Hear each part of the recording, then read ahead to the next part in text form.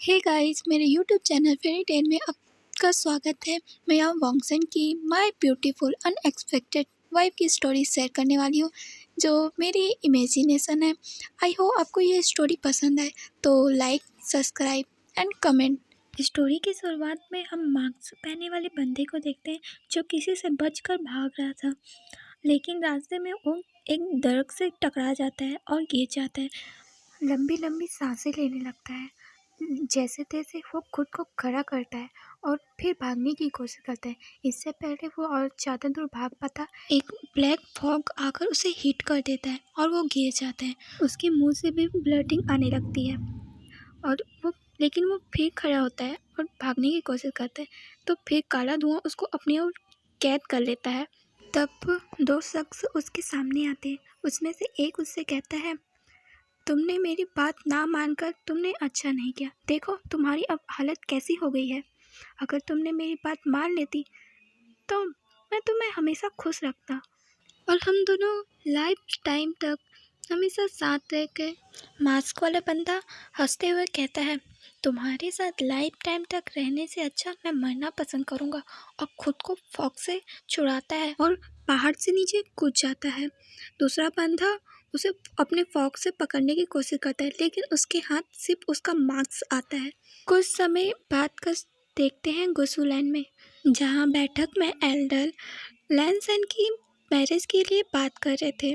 तब लैन कोडेन जिबूसन से कहते हैं, चेन, तुम्हारा इस बारे में क्या ख्याल है? डोंग क्लैन हमारे लिए काफ़ी मददगार साबित होगा। हम प्रिंसेस की शादी लैनसन से करा सकते हैं। तुम्हारा इस बारे में क्या ख्याल है? तब जिबूजुन कहते हैं, अंकल, मैं जानता हूँ प्रिंसेस फेफई अच्छी लड़की है, लेकिन मैं लैनसन के बारे में सोचा था। क्या वो इस मैरिज के लिए तैयार होगा? तब अंकल चिरन कहते हैं, क्यों नहीं होगा? प्रिंसेस फेफई काफ़ी अच्छी लड़की है। वो सुंदर है, कल्टीवेट में भी अच्छी है। वो वांग जी के लिए एक अच्छी पार्टनर साबित होगी। मुझे पूरा यकीन है। मैं इस बारे में लैनसन से बात करूँगा। थोड़ी देर बाद लैनसन वहाँ आता है और सभी एल्डर को ग्रेट करता है। तब जिबुजुन कहते हैं, वांग जी, तुम्हें तो अब पता चल गया होगा हम किस बारे में बात करने जाते हैं, तो तुम क्या इस मैरिज के लिए तैयार हो? तभी अंकल चरण कहते हैं, वांग जी, प्रिंसेस फेफई काफ़ी अच्छी लड़की है और हम चाहते हैं तुम्हारी शादी उसी से हो। लैनसन कहता है, अंकल, आपने जो भी डिसीज़न लिया हो वो सही ही होगा। मुझे इस मैरिज से कोई भी दिक्कत नहीं है। तब जिबुजुन कहते हैं, वांग जी, मैं चाहता हूँ तो फिर से एक बात सोच लो। तब लैनसन कहता है, भाई, मेरा डिसीज़न नहीं बदलेगा। अंकल चेरन स्माइल करते हैं। उन्हें अपने नेफ्यू से ऐसी ही उम्मीद थी। तब लैन कुरैन लैनसन से कहते हैं, वांग जी, तुम अब आराम करने जाओ। हमने तुम्हारी मैरिज डेट कल की फिक्स की है। लैनसन सबको ग्रेट करके वहाँ से चला जाता है। जिबुजुन साय करते हैं, क्योंकि वो जानते हैं लैनसन अंकल के कहने पर ही ये मैरिज कर रहा है, वरना वो प्रिंसेस फेफई को पसंद नहीं करता है। डोंग क्लैन लैंड क्लैन से एक छोटा सा क्लैन है, जिसके क्लैन लीडर का नाम डोंग फे है। उसकी प्रिंसेस का नाम फेफई। हम प्रिंसेस फेफई को देखते हैं, जो कि गुस्से में अपने कमरे के सारे सामान को तहस नहस कर रही थी। प्रिंसेस की एक सर्वेंट उनसे कहती है, प्रिंसेस प्लीज़ शांत हो जाएं। अगर क्लैन लीडर को पता चल गया तो ठीक नहीं होगा। प्रिंसेस गुस्से में चिल्लाई, चुप करो तुम सब, निकलो यहाँ से।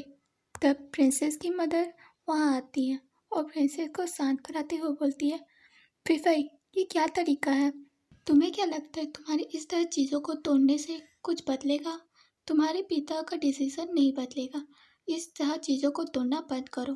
प्रिंसेस फेफई वहीं पर फर्श पर बैठकर रोने लगती हैं और अपनी मदर से कहती हैं, मदर, ये जानते हुए कि मैं किसी और से प्यार करती हूँ, फिर भी आप लोगों ने मेरी शादी अंकुल जो से तय कर दी है। जानती हूँ वो बहुत अच्छे हैं, पर मैं उनसे प्यार नहीं करती।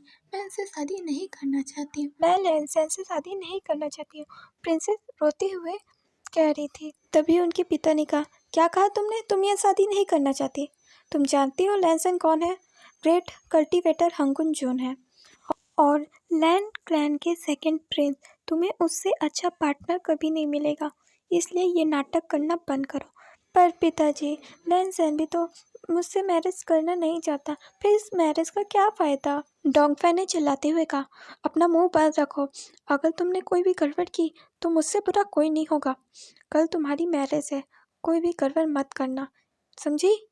सैनी को प्रिंसेस अपने कमरे से बाहर नहीं जाने चाहिए, ध्यान रखना। ऐसा कहकर वो चले जाते हैं। उनके जाने के बाद प्रिंसेस अपनी माँ से कहती है, मदर, ये जानते हुए भी मैं किसी और से प्यार करती हूँ। आप लोगों ने मैरिज के लिए मेरा ही नाम क्यों भेजा? आप किसी और का भी तो नाम भेज सकते थे। प्रिंसेस की मदर प्रिंसेस से कहती है, फिर भाई हम तुम्हारे अलावा भी किसी का नाम भेज सकते थे, लेकिन यहाँ तुम्हारे अलावा हंगुन जून के लायक कोई भी नहीं है, इसलिए हमने किसी और का नाम भेजने के बजाय तुम्हारा नाम भेजा है। तब प्रिंसेस ने कहा, तो क्या अगर कोई लायक होता तो क्या होता? तब बात अलग होती, हम तुम्हारे बजाय उसका नाम भेज सकते थे। अपनी मदर की बात सुनकर प्रिंसेस थोड़ा स्माइल करती है और अपनी मदर से कहती है, मदर, क्या आप वैद्य अंकल को यहाँ भेज सकती हैं? प्रिंसेस की मदर ने अपना सर हाँ में हिलाया और वहाँ से चली गई। थोड़ी देर बाद वहाँ डोंग वैद्य वहाँ आते हैं और प्रिंसेस को ग्रीट करते हैं। तब प्रिंसेस उन्हें कुछ समझाती है और उसे करने के लिए कहती है। यहाँ से सेम शिफ्ट होकर महल के पीछे वाले एक छोटे से कॉटेज में, जहाँ एक लड़का अपने बिस्तर पर बेहोश हालत में लेटा होता है। उसका फेस खिड़की से आती हुई मूनलाइट की वजह से ग्लो कर रहा था। वहाँ प्रिंसेस अपने अंकल के साथ वहाँ आती है और उनसे पूछती है, क्या उसे होश आ गया? तब डोंगवेद कहते हैं, नहीं, अब तक तो नहीं, पर उसका दवाई का असर अब तक ख़त्म हो जाना चाहिए। तब प्रिंसेस उस लड़के की तरफ देखती है जो पीसफुली सोया हुआ था। फिर प्रिंसेस अंकल की तरफ देखती है और उनसे कहती है, जब इसे होश आए तब आप मुझे बता देना। अभी फ़िलहाल मैं चलती हूँ, वरना पिताजी को पता चल जाएगा कि मैं महल में नहीं हूँ। प्रिंसेस दरवाजे तक पहुँची थी, तभी उसे कुछ टूटने की आवाज़ आती है और वो दोनों उसके कमरे में जाते हैं। तब वो लड़का जाग चुका था और पानी पीने की कोशिश कर रहा था, लेकिन गलती से फ्लावर पॉट गिर के टूट जाता है। तब प्रिंसेस उसे पानी का जार देती है और उसे बैठने के लिए कहती है। वो लड़का प्रिंसेस से पानी का जार ले लेता है और उसे पीने लगता है। तब प्रिंसेस उससे कहती है, क्या तुम ठीक हो? तुम कैसा महसूस कर रहे हो? वो लड़का प्रिंसेस के सवालों का कोई जवाब नहीं देता और अपना सर नीचे रखकर ही बैठे रहता है। तब प्रिंसेस उससे कहती है, क्या तुम्हें भूख लगी है? मैं तुम्हारे लिए कुछ डम्पलिंग लाई हूँ, क्या तुम खाना पसंद करोगे? ये ना मेरी फेवरेट डम्पलिंग है, ये टेस्टी है। वो लड़का प्रिंसेस को सर उठा के देखता है और हाँ में सर हिलाता है। तब प्रिंसेस उसे कुछ डम्पलिंग देती है और वो उसे खाने लगता है। तब प्रिंसेस उसे फिर सवाल पूछती है, तुम्हारा नाम क्या है और तुम पानी में कैसे गिरे? वो लड़का प्रिंसेस के सवाल से रुक जाता है और कहता है, क्या आपने मेरी जान बचाई है? तब प्रिंसेस उसे कहती है, हाँ, तुम ऐसा कह सकते हो। तुम मुझे नदी के पास बेहोश हालत में मिले, इसलिए मैं तुम्हें अपने साथ ले आई। आपका शुक्रिया कि आपने मेरी जान बचाई। मेरी वजह से जो तकलीफ हुई है उसके लिए मैं माफ़ी मांगता हूँ। अरे, तुम्हें हमसे माफ़ी मांगने की ज़रूरत नहीं है, जबकि हमें बहुत खुशी हुई तुम्हारी मदद करके। अच्छा, ये बताओ तुम्हारा नाम क्या है? वो लड़का थोड़ी देर सोचता है, लेकिन सोचने के बाद भी उसे अपना नाम याद नहीं आता। मुझे अपना नाम याद नहीं है, मुझे कुछ भी याद नहीं है। वो पैनिक करने लगता है। तब प्रिंसेस उसे शांत कराते हुए बोलती है, तुम्हें इतना पैनिक करने की ज़रूरत नहीं है, शांत होकर सोचो इस बारे में। वो लड़का तो शांत होकर अपनी आंखें बंद कर कर कुछ सोचता है और कहता है, मुझे ठीक से तो कुछ याद नहीं आ रहा, लेकिन मैं किसी से बचकर भाग रहा था। उनका चेहरा मुझे याद नहीं, बट वो मुझे विंग कह रहे थे। बट अब मुझे अपने नाम के सिवाय और कुछ भी याद नहीं आ रहा है, मैं कितनी भी कोशिश करूं। तब प्रिंसेस कहती है, भले ही तुम्हें अपने नाम के सिवा कुछ याद नहीं है, लेकिन जब याद आएगा तो तुम मुझे बताना, मैं तुम्हारी मदद करूंगी। और वी की तरफ स्माइल करती है। और कहती है, वी तुम तो काफ़ी ज़्यादा प्रिटी हो। वी भी स्माइल करता है और उससे कहता है, आपका शुक्रिया कि आपने मेरी जान बचाई, बट आप है कौन? मैं आपको क्या कह सकता हूँ? अरे हाँ, मैंने तो तुम्हें अपना नाम नहीं बताया। मेरा नाम फीफी है और ये मेरे अंकल हैं। तब डोंग वेक्ड कहते हैं, प्रिंसेस आपको जानना चाहिए, अगर आपके पिता को पता चल गया तो सही नहीं होगा। तब प्रिंसेस वी की तरफ देखती है और कहती है, फिलहाल के लिए मैं चलती हूँ, तुम अपना ध्यान रखना। वे भी स्माइल करता है और उन्हें ग्रीट करता है और उनकी मदद के लिए थैंक यू कहता है। नेक्स्ट मॉर्निंग गुसुलैंड में लैंसन हमेशा की तरह सुबह जल्दी उठता है और अपने सारे डेली रूटीन कंप्लीट करता है। वैसे तो ये मैरिज ग्रैंड ओकेजन हो सकता था, लेकिन लैंसन के कहने पर इसे सिंपल रखा गया, जिसमें लैंड क्लैन के खास एल्डर और डोंग क्लैन के खास एल्डर को ही शामिल किया गया है। लैंसन ने आज प्योर रेड कलर से रोब पहनी थी, जिसमें गोल्डन कलर से पैटर्न बनी थी, और अपने हेयर में गोल्डन कलर से पिन पहनी थी, जिसमें वो पहले से भी ज़्यादा हैंडसम लग रहा था। पर उसकी फेस एक्सप्रेशन हमेशा की तरह कोल्ड थी। थोड़ी देर बाद जिबुजुल लैंसन को लेने आते हैं और लैंसन से कहते हैं, वांग जी मैं खुश हूँ कि तुम्हें एक सही पार्टनर मिला है। मुझे उम्मीद है कि फीफई तुम्हें समझ सकती है। लैंसन बस मैं ही जवाब दे देता है और वो दोनों साथ में हॉल की तरफ चले जाते हैं। लैंसन के हॉल में पहुंचने पर लैंड कुरैन कहते हैं, हमें अब मैरिज सेरेमनी स्टार्ट कर देनी चाहिए। सेरेमनी शुरू करने के लिए ब्राइड को बुलाया जाता है। ब्राइड अपने कुछ सर्वेंट के साथ हॉल में एंटर करती है और धीरे धीरे करके लैंसन के पास जाती है, लेकिन अचानक बैलेंस बिगड़ने की वजह से वो गिरने वाली होती है कि लैंसन ने उसे संभाल लिया होता है। लैंसन ब्राइड से कहता है, क्या तुम ठीक हो? ब्राइड कोई जवाब तो नहीं देती, लेकिन हाँ में सर हिला देती है और अपने मन में सोचती है, आज तो मैं गया, पता नहीं अब मेरा क्या होने वाला है। ऊपर से ये फीफई ने मुझे क्या पहनाया है, मुझे इसमें चलने में कितनी दिक्कत हो रही है। वे अपने मन में ये सब सोच ही रहा था तो एक लैंड एंटर कहती है, मैरिज सेरेमनी शुरू करो। इसी के साथ मैरिज सेरेमनी शुरू कर देते हैं। थोड़े ही समय में मैरिज सेरेमनी कंप्लीट हो जाती है। तब एक फीमेल लैंड एल्डर उन दोनों से कहती है, अब तुम दोनों को ब्राइडल चैम्बर में जाना चाहिए। लैंसन ब्राइडल चैम्बर जाने के लिए खड़ा होता है। तब ब्राइड भी अपने कुछ सर्वेंट के साथ खड़ी होती है, लेकिन फिर बैलेंस बिगड़ने की वजह से गिरने वाली होती है, लेकिन उसके सर्वेंट ने उसे बचा लेती है। तब एक लैंड एल्डर कहती है, इसके कपड़े काफ़ी ज़्यादा हैवी हैं, इस वजह से इसे चलने में परेशानी हो रही है, कम से कम इसका ये वेल तो हटा दो। वेल हटाने की बात सुनकर भी अपने वेल को और भी ज़्यादा टाइट पकड़ लेता है। ये बात लैंसन ने नोटिस की थी। तब फीमेल लैंड एल्डर फिर हंसते हुए कहती है, क्या तुम सबसे पहले अपना चेहरा अपने हस्बैंड को दिखाना चाहती हो? वी अपना सर हाँ में हिलाता है। वी जाने के लिए कुछ कदम आगे ही बढ़ा था कि लैंसन ने उसे अपने बाहों में ले लिया। वी शॉक हो जाता है। लैंसन उससे कहता है, हो सकता है बैलेंस बिगड़ने की वजह से तुम दोबारा गिर जाओ, उससे अच्छा मैं तुम्हें ले जाता हूँ। और अपने मन में सोचता है, मैं कब से इस तरह का हो गया, और उसे ब्राइडल स्टाइल में कैरी किए ले जाता है। यहाँ जिबुजुन भी लैंसन को ऐसा करते देख हैरान हो जाते हैं, क्योंकि उनका भाई कभी भी किसी लड़की को इतने करीब आने नहीं देता है। हाँ उसकी वाइफ है वो, लेकिन फिर भी उनका भाई सडनली कैसे चेंज हो गया। फिर वो स्माइल करते हैं और कहते हैं, सच में शादी के बाद इंसान बदल जाता है। यहाँ ब्राइडल चैम्बर में लैंसन ने अपनी ब्राइड को बेड में बैठाया था। उसकी ब्राइड उसे देखकर बहुत ज़्यादा घबरा रही थी।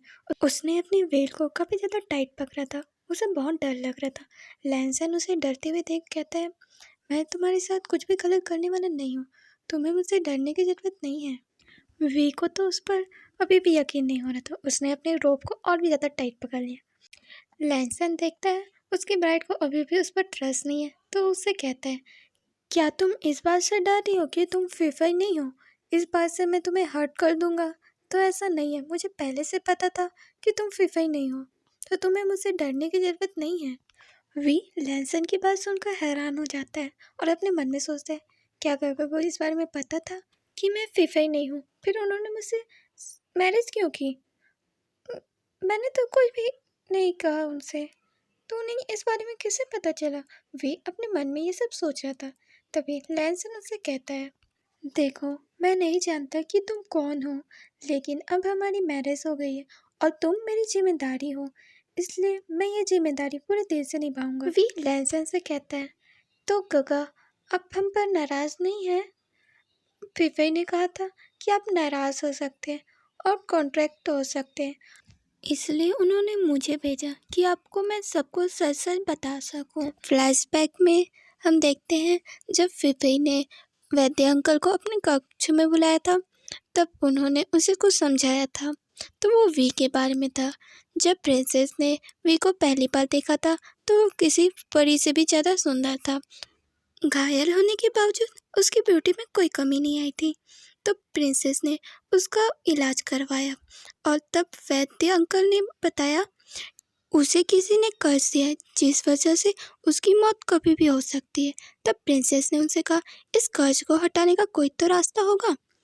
तब डोंक अंकल ने उन्हें कहा, मैं इस कर्ज को हटा नहीं सकता, लेकिन इसे ब्लॉक कर सकता हूँ, लेकिन इसके भी कुछ साइड इफ़ेक्ट हैं, जैसे कि याददाश्त चली जाना या उसे एक बुरा सपना आएगा जो इसे पागल भी कर सकता है।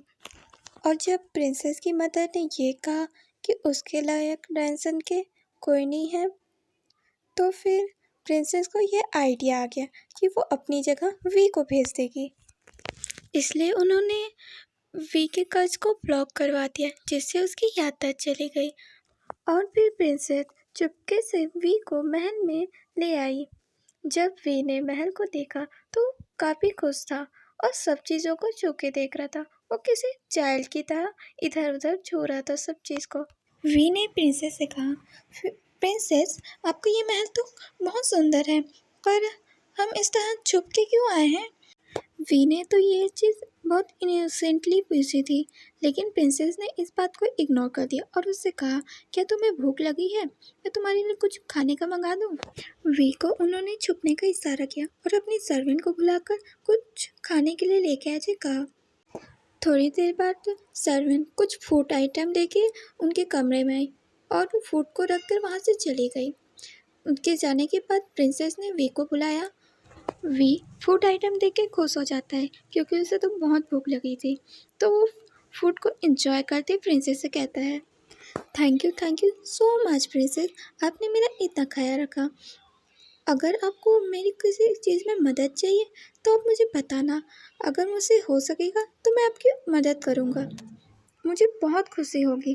प्लीज़ हो सके तो मुझे अपनी मदद के लिए बताना।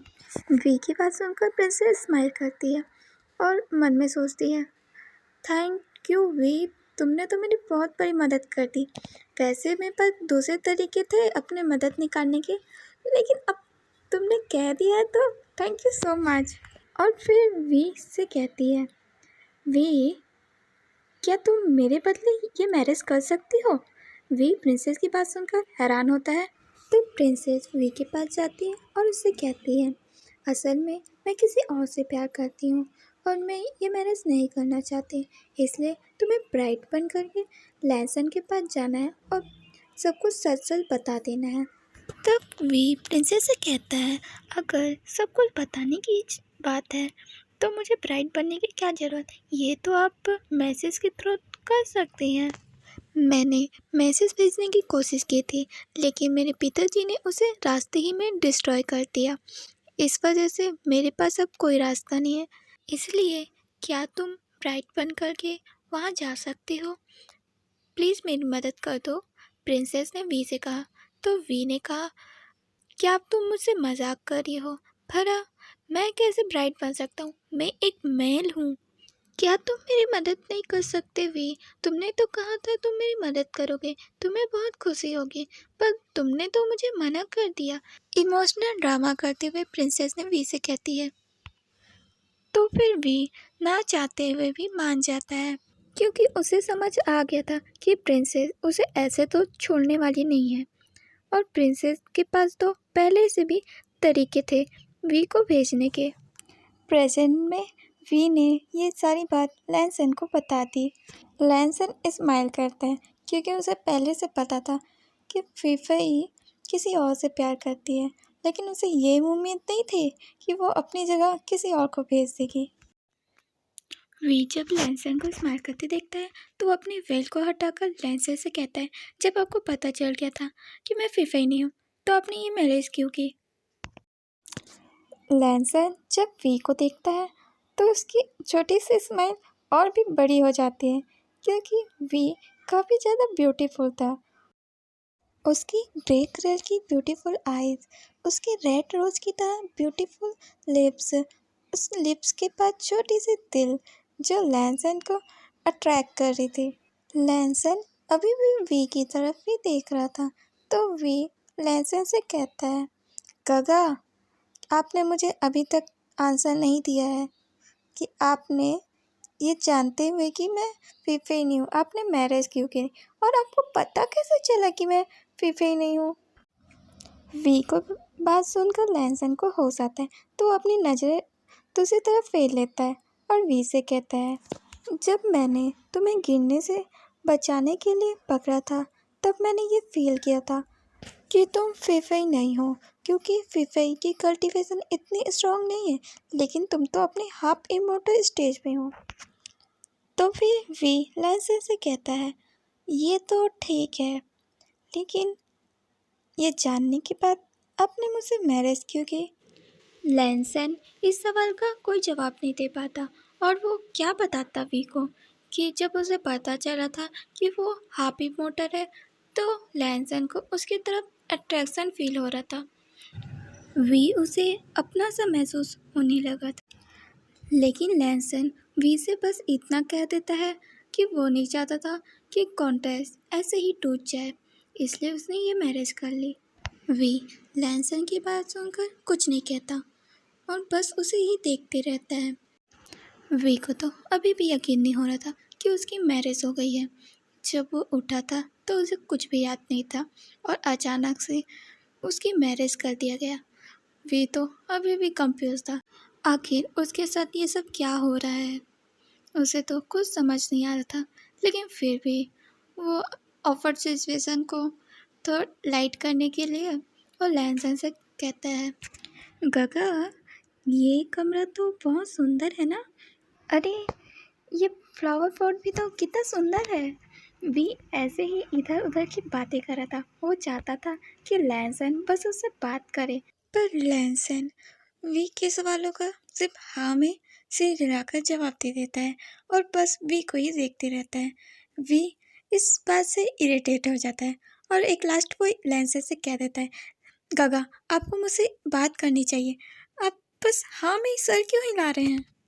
लैनसन तो इस बात पर भी हाँ में सिर हिलाता है तो वी गुस्सा हो जाता है और गुस्से में लैनसन को घूरता है।